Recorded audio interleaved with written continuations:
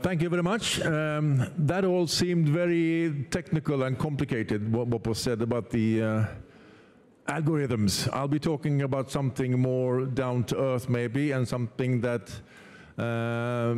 you have some experience of, a few of you. As you know, at the moment Sweden is leading the European Union.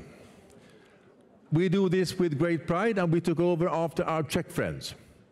So now for 6 months, Sweden is in the lead of Europe, and we are doing our best. For us, the most important thing has been to maintain unity in our support to Ukraine. This is the most important priority of the Swedish presidency, to make sure that we continue supporting Ukraine in any way we can. So we are now negotiating the 11th package of sanctions, trying actually to punish the Russians for their aggression. We will be finalizing that package this week. We are also looking closely at how to use frozen Russian assets to help Ukraine. We have blocked their bank accounts, and that money we want to use for the reconstruction of Ukraine. Also that we are working very hard with. One important thing as well is to make sure that those that are responsible for the aggression in Russia are being brought to justice. This is also something that we are working very hard with. This is our major concern, to maintain the pressure towards Russia and making sure that Ukraine wins the war. It will take a long time, but I'm sure that we will get there. They will win with our support. At the same time, we have been working a lot with green transition. We are working with the competitiveness of Europe. Europe needs to be able to compete on the global scene. We are competing with the Russians, with the Americans, and with the Japanese, and with Indians, and with the Chinese on a global market. So we need to invest more money in innovation, in research. We need to reduce bureaucracy in our countries, so it's easier for European companies to do business. This is also something that we have been working a lot with. And the European Commission has now taken this high up on the agenda, because we have been pushing it, and that's also important for our economic health. Our security depends on the war in Ukraine, but our economy depends on how we can compete on the global scene. That's extremely important. We have also been working a lot with what is called democracy and rule of law. We have been talking directly and intensely with our friends in Hungary and Poland. We need to make sure that Europe is not on a slippery slope as regards democracy, rule of law, freedom of the press, freedom of the media. These are extremely important questions for us.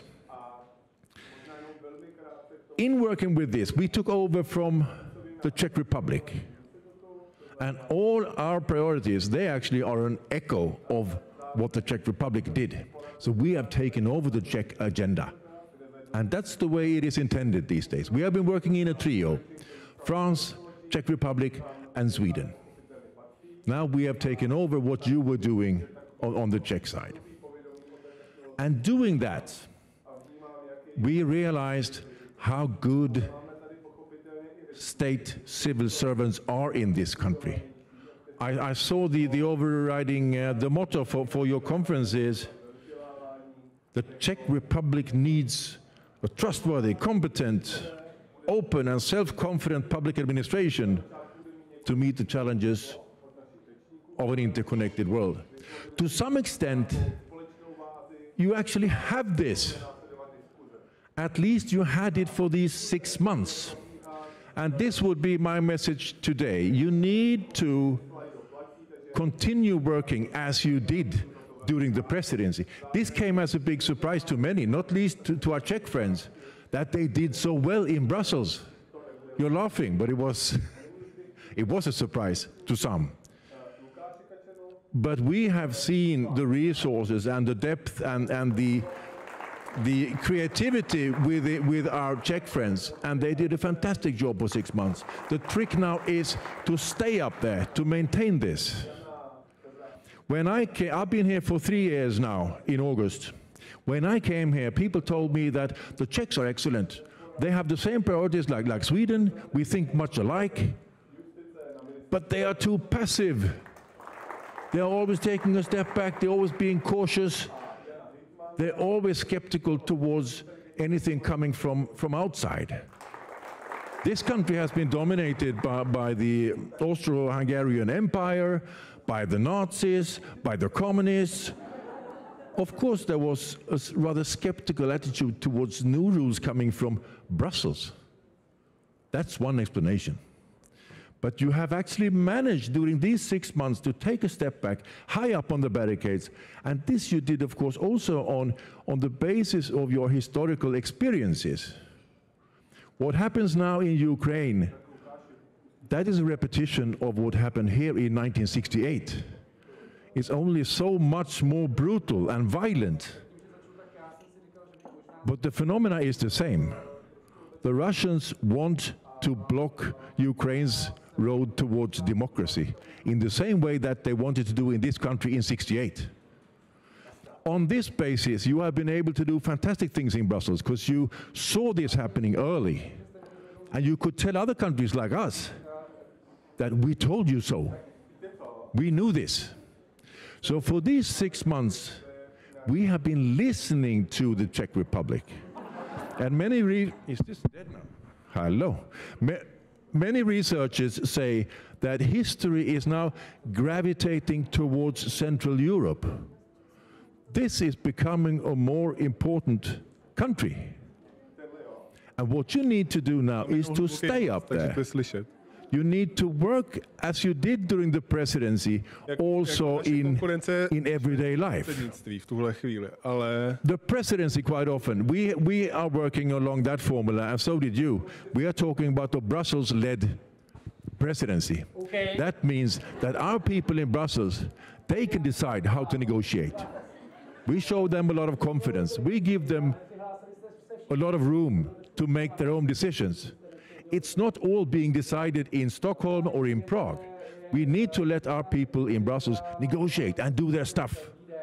And we need to trust them. And that's maybe, that will be the most important thing that I want to say to you today. In reforming, in strengthening the public sector in the Czech Republic, you need to build an organization based on trust. Get good people in, let them do their thing. Trust them.